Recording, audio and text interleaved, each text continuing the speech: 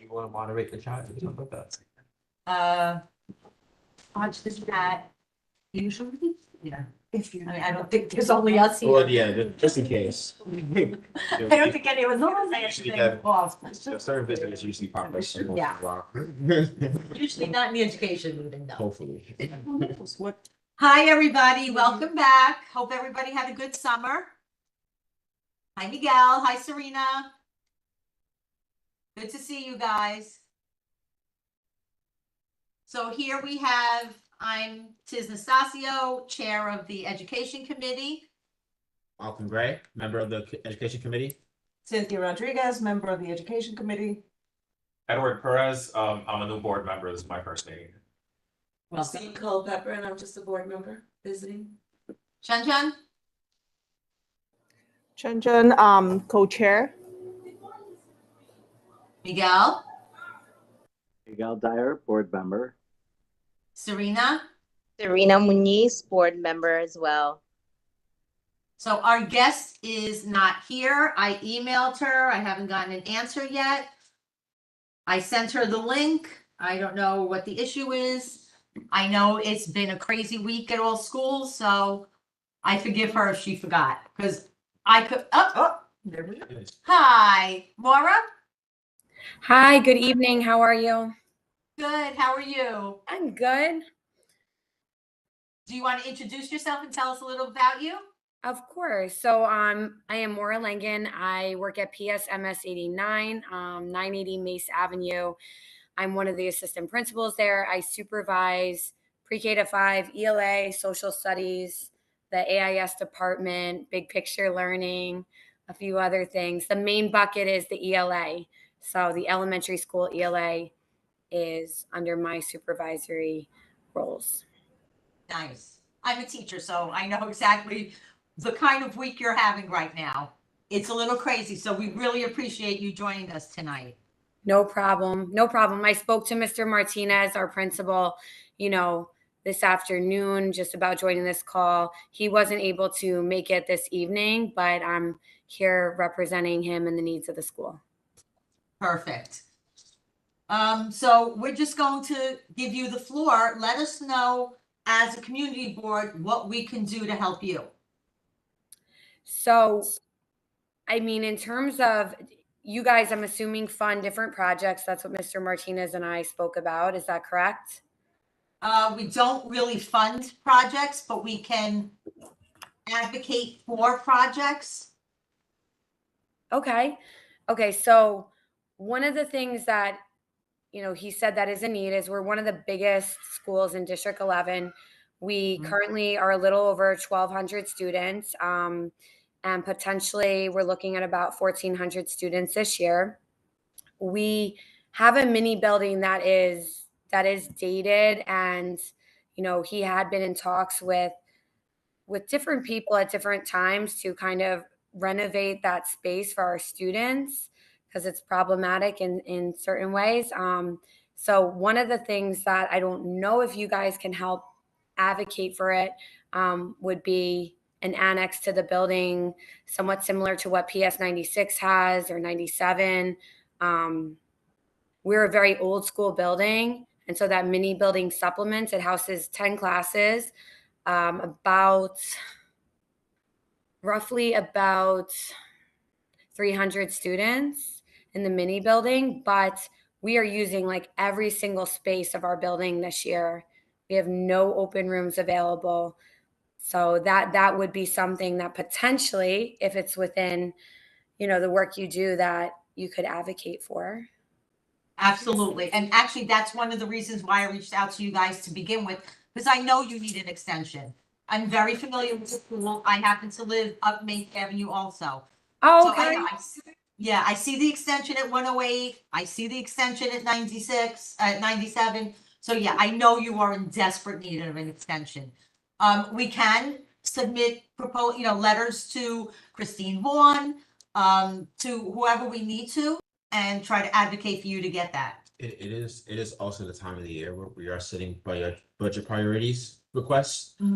So we could definitely work with her in regards to creating a budget priority request for that and sending it through our budget priorities committee and proposing it to the city. see if that's something that can get funded. We have our budget chair and co-chair on the meeting with us tonight, Serena and Malcolm. And Miguel, are you on that committee too?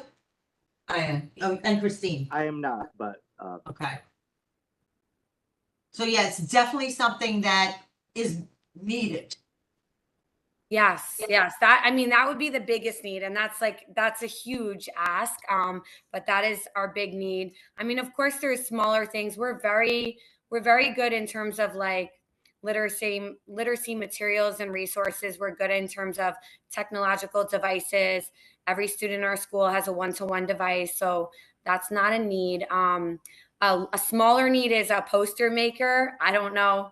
I really, to be honest, you guys could tell me a little bit too about the work that your team does, because I'm not sure what's within the realms to ask for.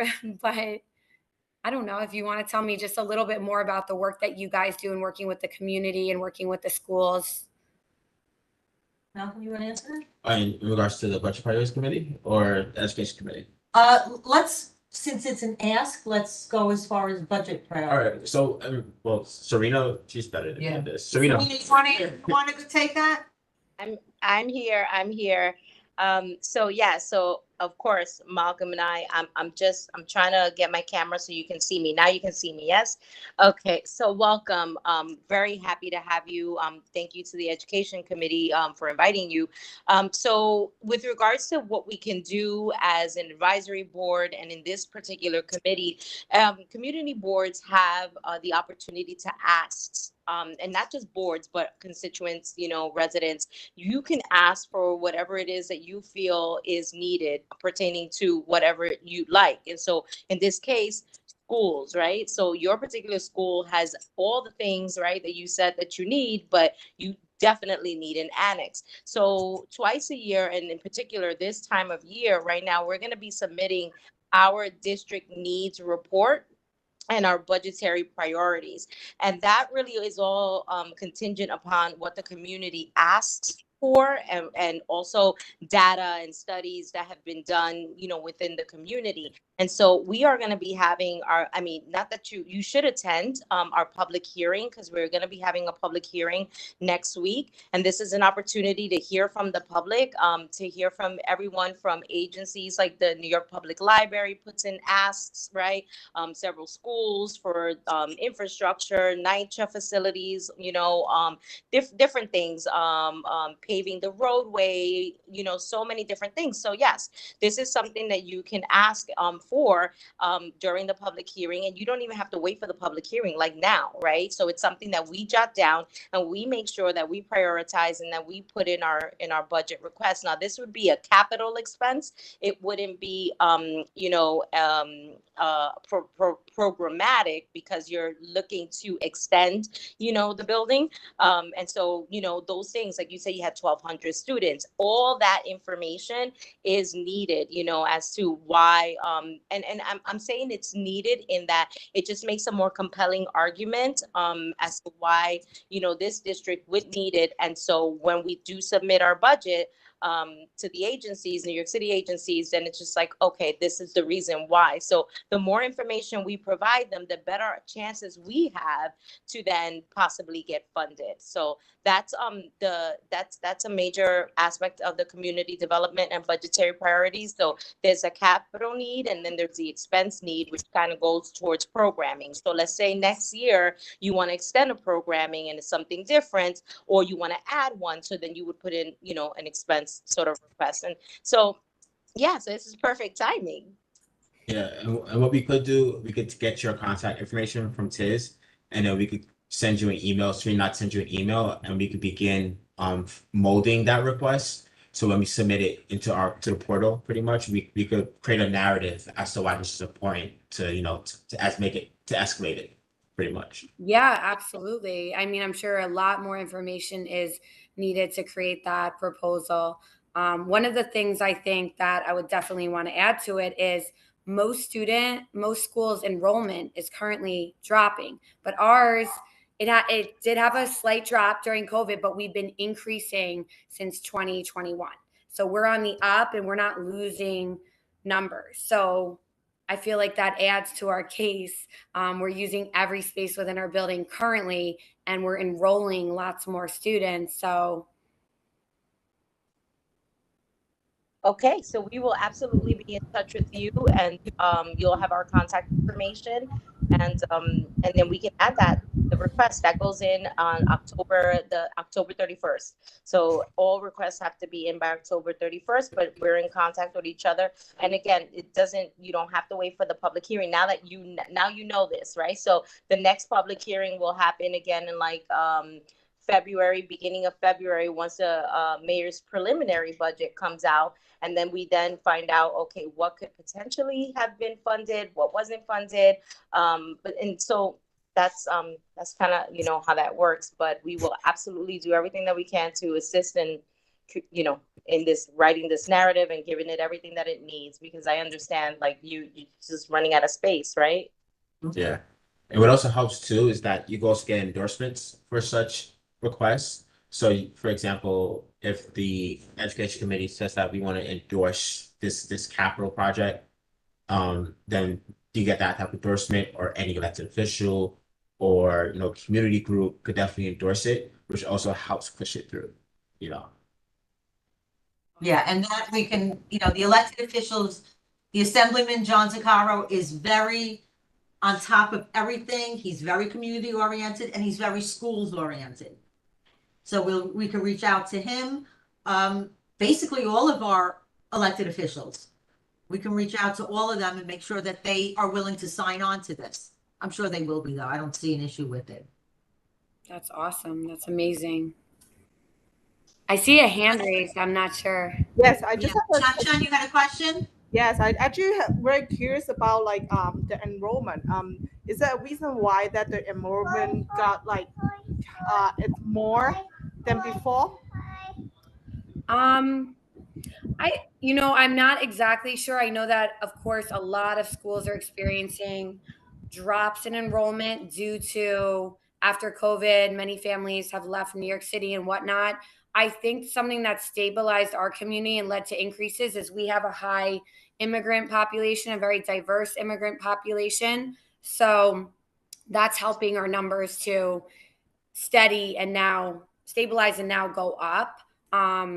You have other communities, like I originally worked in District 10 in Kingsbridge Heights, and the numbers there are just dropping and dropping and dropping, because I think people have that as like, maybe they move to that neighborhood from somewhere in the Bronx, and then they decide they're going to go to Westchester or New Jersey, or so it's like their last stop before, whereas our families are staying. Like there's a very vibrant Yemeni population, Albanian population, all different, immigrant communities, and they want to stay close to, I guess, other people who speak the language and stuff. That's what we've experienced.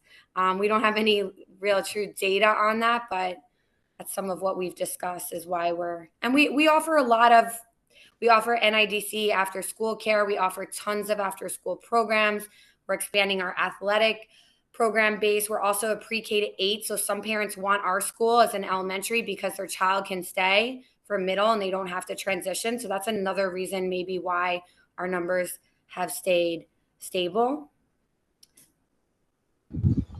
Thank you so much. I think this is like great to have it, like when you're presenting like the need of it, like saying that how much your school is really giving back to the community, welcoming everybody to the school, and then the addition of the mini house of the mini building will actually very helpful to do so.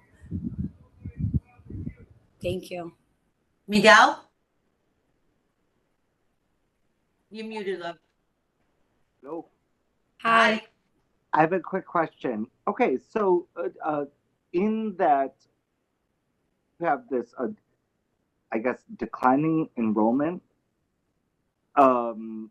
is there anything that we can do to help you reach out to the community and let them know that they have wonderful public schools that are available to them? So our enrollment is stable. As I said, like we actually are one of the few schools that hasn't had a declining enrollment. It had a slight dip around COVID, but then it went back up. So we're really happy about that. So I mean, in terms of that being a need to kind of market our school to the community, it's not, we're kind of capped out. We have a little space, but we don't have that much space in our classes. So fortunately, that's not a need. I know other schools where there's, charters coming into the school building because they can't house enough students to really utilize the building. We fortunately do not have that problem. We just need more space, if anything. So that's what you're asking us to advocate for? More Yes. space. So the mini building it's dated. It was built. I'd have to get the exact year for you, but I want to say it was around 10 years ago that it was built, but it was supposed to be something temporary. It wasn't supposed to be a long-term building. And I mean, I don't know if I should be this candid, but like they just did construction on our schoolyard. There's mice that get in the building. It's just kind of run down. And so it's just not a great space for our children. And we house our kindergarten and first grade students in that space. We also have only one gym for a building of 12 to 1,400. We have gone up all the way up to 1,600 in the past. We use just one gym for all those grade levels. So I know that a lot of schools that got an annex, they added a gym or a second cafeteria because we are an elementary school and a middle school, but we use shared spaces for everything. So space is always a problem in our school. Yeah, I can just imagine trying to figure out a gym schedule with one gym. Yes, Yeah. and with all this, one of the things I'm really proud of this year that we're doing is we're expanding the athletic programs that we offer through Middle School Athletic League. And then we do have some upper elementary athletic teams as well. And so we've got all these teams. We're kicking off girls volleyball, cross country, flag football, and boys soccer in the fall. And right now the weather's good, so we can utilize outdoor spaces in the community. But once we head into colder months, the gym space also becomes an issue after school for these athletic programs. And we really think that offering kids a wide variety of different extracurricular activities, including sports, is so important for our young people. Absolutely. I agree 100%. So you can also make a public health argument Yeah. as well, Mhm. if the building itself isn't, in top-notch condition. Yeah. Yes. All angles to approach. Yes. Anybody here have any questions? No? Can I ask one more question? Sorry. So do you Sure. see that you will have teacher problem too? Like, I mean, in terms of you have a lot of enrollment, more student, it's just, do you have enough teacher to, like the ratio of student and teacher, would you see that it's a problem as well? No, I don't see that as a problem. I mean, right now our middle school classes they are sitting anywhere between 25 and 30. And our elementary school classes in our ICTs, we have them around 20 right now, but they're going up to 27, 28. As a former teacher, those are normal numbers that I've experienced as a teacher. We have enough staff to service our classes right now. We also do have enough out of classroom staff to provide intervention and special clusters. So I think we're okay in that area. That's good. Can I ask a question? Hi, how are you? I'm Christine Culpepper. And my question to you is, based on it seems like it's overcrowded, right? You're talking about, right? The school is overcrowded. Has this been detrimental to the children's test scores?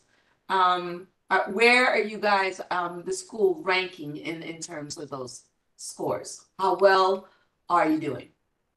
Okay, so I supervise the ELA department. I'm really proud of our ELA department. We're one of 6 schools in the district that has a high economic need index, over 85%, that actually has shown growth from pre-COVID to post-COVID because many schools took a dive.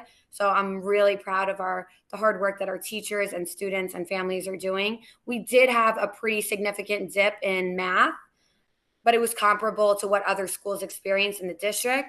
There was about an 18% dip in proficiency in math. I don't think it's the space necessarily that made that impact, because you see the increase in ELA, the dip in math. I think there are other factors at play during remote instruction and the blended year. It was harder for parents, especially parents who may have a limited educational background, to support with the math, especially as it became more complex with the grade levels. Whereas with ELA, as long as you got kids to read at home and do read and write, really, they were able to kind of hold ground. And then we were able to do the important instructional work once they returned to school in 2021, 22. So our scores, ELA, we're doing very well. Math, yes, we dropped. I wouldn't, if I'm being honest, I wouldn't say it's due to the space. And it's comparable drop to other District 11 schools as well. So in math, I believe I'd have to pull up the data, but ELA, I know we're in the top third of the district, even when compared to more affluent schools. And for math, we are right below the 50% mark. Okay, thank you. I have a question. So like, I don't know, I'm far away from elementary school, but middle school. But I remember there used to be programs where the after school programs or even the Saturday programs where kids could go to get extra help. Like, are those resources that are Malcolm, still? can you speak up? Oh, I'm not speaking loud. No. Do you hear me? Is that better? Okay. Yes, I remember there used to be, Saturday programs or after school programs that assisted students in, meeting the gap in regards to their mathematics skills. So like, are those programs still in existence for right now? They are. We do have a Saturday Academy that starts in October, and we do one cycle through the end of this year, and then we start a new cycle from January to the state tests. So we have the Saturday Academy. In addition, we have an after-school program specially designed for English language learners. And then in addition to that, we also offer math and ELA after-school tutorial programs. So those are some of the academic intervention programs that are offered on Saturdays and after school or before school. We do also some before school tutorials. That's great. Yeah. Yeah. And are there like, I hate to say it like this, but like, are there like any data sets that shows the differences in the students that attended those academies versus students that didn't attend the academies, and like how they performed on the mathematics exams? You've just given me a new project. No, I don't have. That's a great, you know what? We should be keeping that data. I love data. I'm a big Excel spreadsheet. I love to make graphs. I did some studies with like District 11 data over the summer with finding the correlation between like economic need index or percentage of L's, percentage of students with disabilities, but we did not do that. So I love that as a little project for me to work on this year to study the impact of the after school or before school tutorial programs to see if there's a correlation there. You're welcome. Miguel?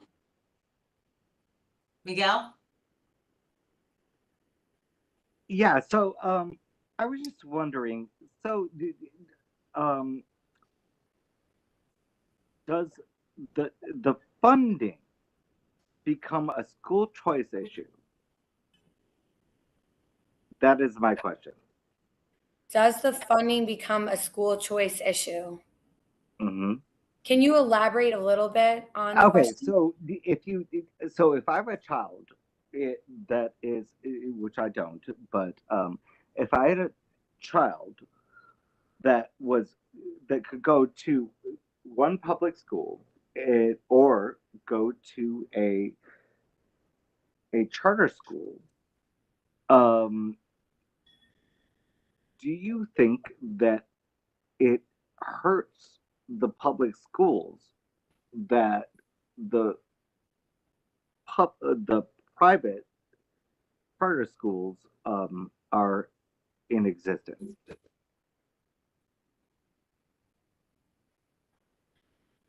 It's definitely a competition right now between charter schools and public schools. I think you asked before about, do you need help in marketing your school to draw additional students? And I felt comfortable in saying, our numbers are pretty good with enrollment, but I think that overall, yes, that's an issue that New York City Public Schools maybe needs to do a better job in marketing public schools overall, because the charters are grabbing a lot of students from our schools, and that's causing enrollment to go down. It's causing certain schools to shut down. I don't know what their funding looks like compared to ours. In all honesty, we're pretty. But it is, in fact, a for-profit business, as opposed to, just educating children. Just saying. Right. No, I mean, look, I don't know, where. I know some people are for public choice, parent choice, right? So I understand that that's a hot issue, that parents should have choice of where they send their children to school, and charter schools offer different alternatives if you don't like the neighborhood or community public school. So I understand that. I do think that it is kind of hurting the public school system in certain ways. So I'm not sure if I answered the question. You very much did. Thank you. I think it's more of an issue when they try to house charter schools within public schools. That's a big issue. That's happening in my old school, which is right here in Kingsbridge Heights. The enrollment just keeps dropping because there's so many charters in this area. I don't know why there are so many right near my home. I live in Kingsbridge. But they're taking so many kids from the local public schools to the point where they're basically going to shut down, and they're looking at their property to come in and just take over the property. So, But the good thing is, around where your school is now, we really don't have any charter schools around there. We don't. And I am curious about that sometimes, why so many pop up. Like, I don't know how familiar you are with this side of the Bronx, Kingsbridge Heights, but they are all over. If you go up 231st, and if you're familiar with where Kennedy High School is, or where it meets Riverdale Avenue, so many. There's like about 8 within walking distance to my house.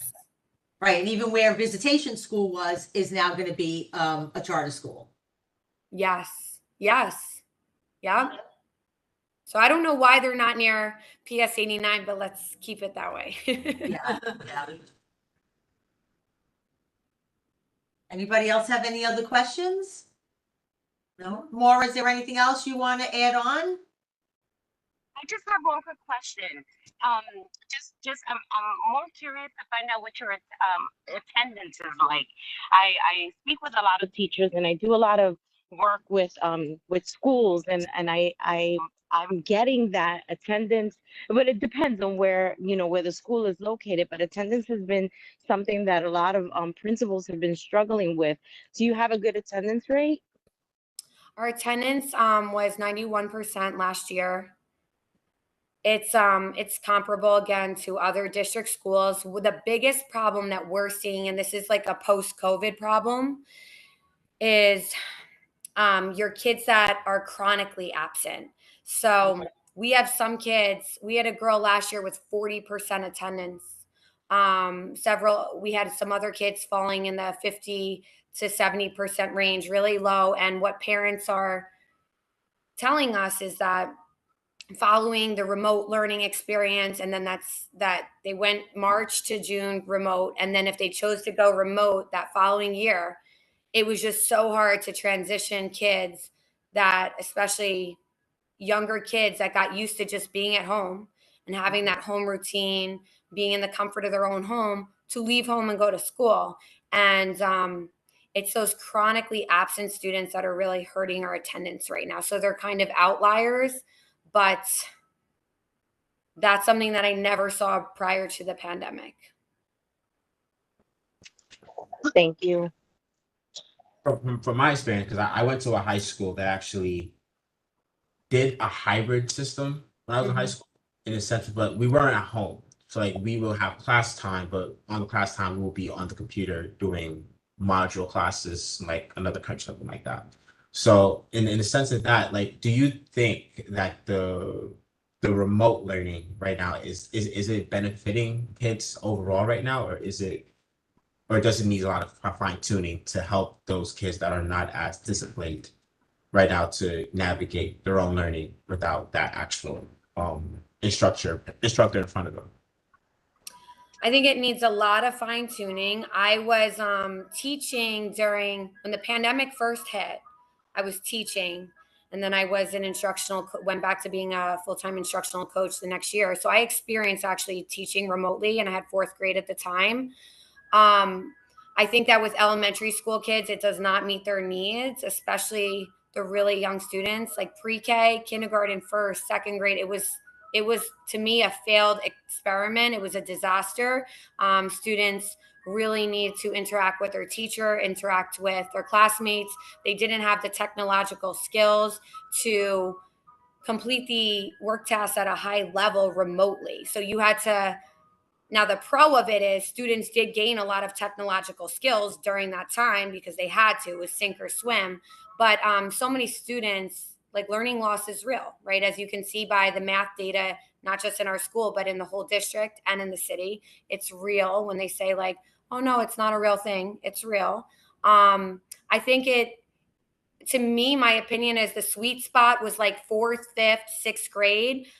Friends of mine that were middle school teachers and high school teachers at the time said that the kids knew how to game the system, basically, just turn their camera off and do other things during that time. I got my kids to be really invested during learning at that time, but I think my experience was rare, but I do think I had the sweet spot in terms of age. They're at that still eager age to learn and please their teacher, be compliant. They didn't know enough to kind of game the system and trick me, but also they weren't young enough that they didn't know how to navigate the computer independently without a parent helping them. So I'm not a fan of. I would hate if we ever had to go back to remote instruction, but I also think that we do need to advocate for more technology to be taught in schools to prepare in the event that we have to, and just to keep up with where the world is headed.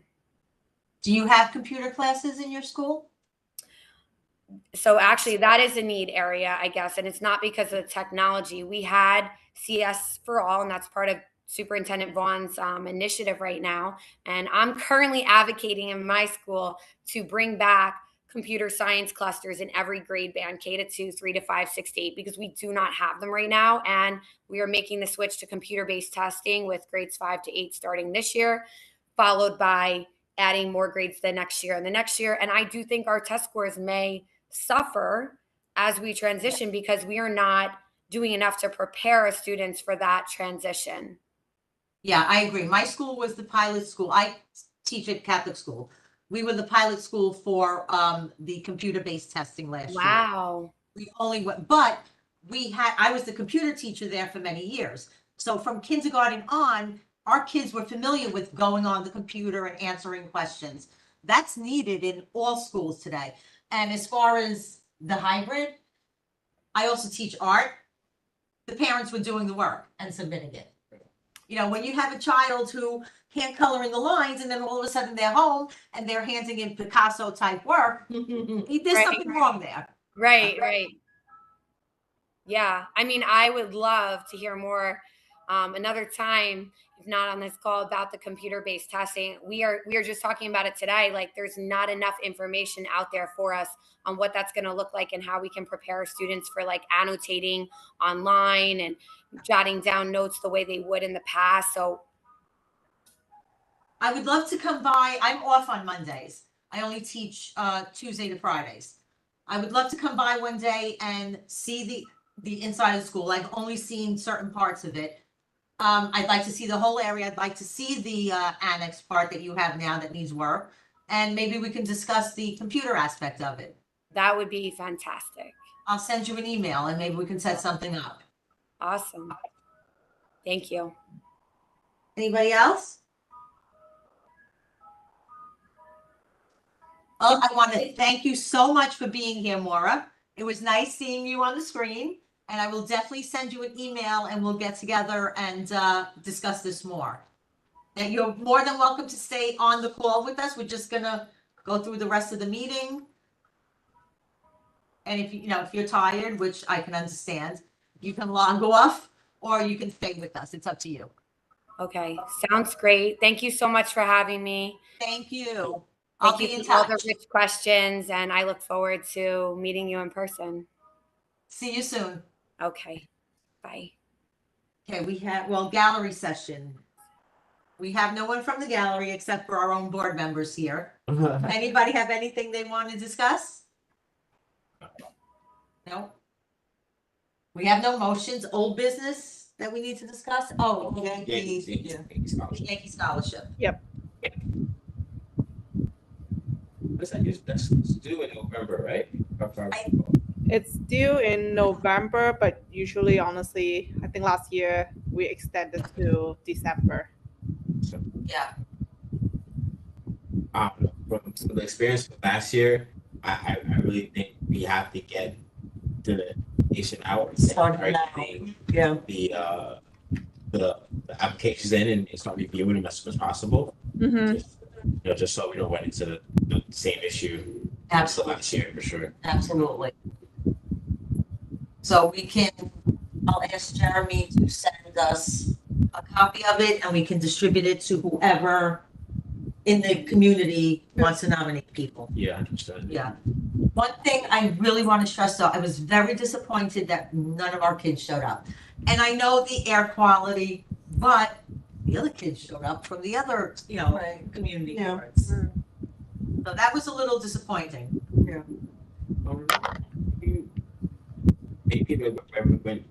Maybe when we select them, but try to get I don't know, like our I don't say ceremony, but like introducing these new Yankee Scholarship that who we're endorsing for that to come into our meeting and show them off, I guess. I don't know. Lack of better word, show them off. But Gets them engaged and more. so then when we go to the actual thing, it's like, They're more likely to Show follow. up. Yeah. So, yeah, it's a good idea. Because I also think most of the applicants came from the bid, right? Nick, did we reach out to the bid to ask like what happened?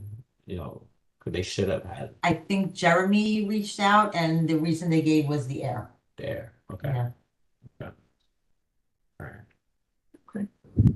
That's happening. Yeah, and hopefully we get kids from more areas. I agree. Like, I'm gonna send more of the application because their school didn't submit I anybody. agree. Actually, I was discussing with Jeremy today, an idea of possibly expanding our meetings, right? Because we always meet here. It's usually in this area, but like we have a very huge, a huge district. So maybe we could have our meetings at a school. The Jeremy, only thing with that, the schools would have to put in permits for us. And not all of them are willing to do do that. that? Okay. Yeah. Well, even that, Jeremy also suggested maybe Eastchester Gardens. Possibly just finding areas where we could meet and Miguel, I think that's your mic. No, it's Chun Chun. It's sunshine. She's lit up. Okay. All right, thank you. What- It's fine. What are just for because I joined the committee kind of halfway through the whole process, like what are the selection criteria? What's the outreach? Like how, So on top of my head, I believe it was you had to have done some type of community service within a district. Right. okay. You didn't have to live here either. You just had Your to community service had to be.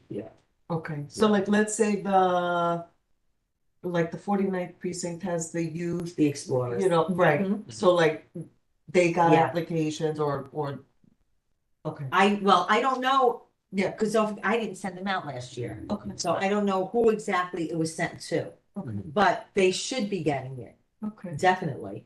All the schools should be getting it. Even, I know 8th graders aren't usually 14, but you never know. They might have 14-year-olds. So their 8th graders might be eligible. 144 got it because they submitted one. Mhm. so The then maybe we should check with the office, with Jeremy, Yeah. just to see who it went to last year so that we know, Right. you know, where we can add people. Abington homeowners association did submit people. Yes, Morris Park Morris Park submitted, submitted people. precinct councils. Yeah. submitted. Yeah. So those are like the usual, Yeah. you know, but there are a lot of other organizations that, PECA didn't submit, they should Right. submit, Van Ness should submit, Yeah, all our community organizations. so we need to expand the Yeah, outreach on yeah. that. yeah. too. The library submitted one last year Right. too, but they should do, and there should be the Allerton Library too, True. and the Pelham Parkway Right. That's Library. very true.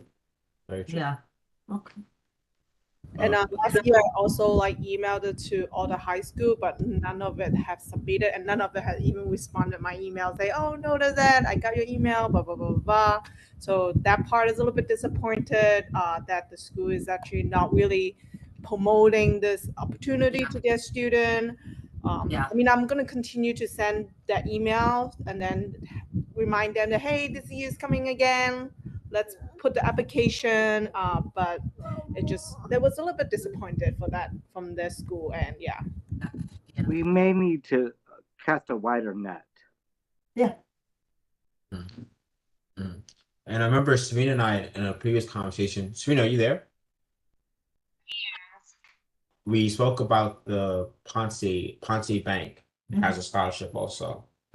I don't know, our education committee will want to probably look into that to see how we can do a bit of grant writing to get that here. Just so we could also, you know, find an opportunity to, you know, to help out some Right. kids in our district. Yeah. All right. Miguel, you have a question? You're muted. Put your hand down. Oh, no, I actually wanted to jump in. I'm sorry, I had to chime in. And let me just go outside. Everybody's multitasking here and I'm doing the same. But to Miguel's point, casting a wider net, right? I think if we did like a really concerted effort to do, social media weekly on that's New York City for you. You hear that, Miguel? You hear that? If we did that, if we focused on social media, on all of the schools, if we even had a list of the schools in our area that we can target and we can break it down, like I'm happy to help. And maybe I can take 5 schools, somebody can take 5 schools, and we can reach out to like the principals or the PTA and kind of start doing that. And then back to what Malcolm was saying, right? When we select someone or the 3 or whomever, I don't know what the selection process is, but then even bringing them into maybe the full board, right? And congratulating them and doing stuff like that. But I think if we did that, we will have more success, in getting more people, more of our young people recognized. And that was it. Those were my 2 cents. Yeah, and even we should send it to CEC 11. I was thinking. Yeah. I became pretty friendly with Teresa Roberts. I'm sure she would be more than willing to help out with that and to getting it out there. That's a good idea. Mm-hmm.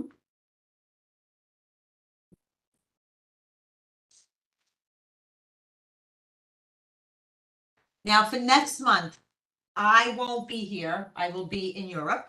Oh, nice. Yes, Nice. I'll be in Italy and Greece. And Chun Chun, you won't be here either, right? Yeah, I'm gonna be in Asia next month. Oh, nice. Yeah. So So what do you guys want to do? Do you want to not have a meeting next month? It's only going to be the 2 of you. We can meet. Yeah, because that way, I mean, if we're trying to get applications in like ASAP, and Right. I think it might be a good idea at least to just sort of touch base. Okay. And you're good with the first Wednesday, or do you want to move it later to when we get back from vacation? The first Wednesday is generally, I work from home Wednesday, so that it's easier for Mondays is why I'm usually like meetings all day. So usually Wednesday is no problem. Okay, so the October 4th is good for the Yeah. next meeting? Okay, so it will probably only be you 2. Yeah, that's fine. It wouldn't be an official meeting, but Right. it's still something.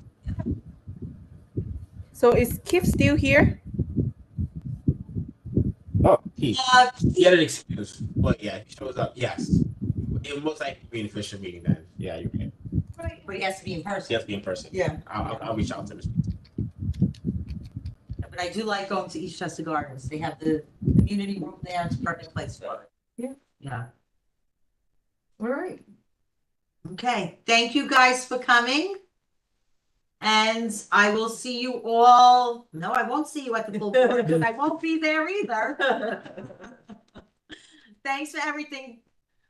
See you sometime next month. Bye, guys. Bye.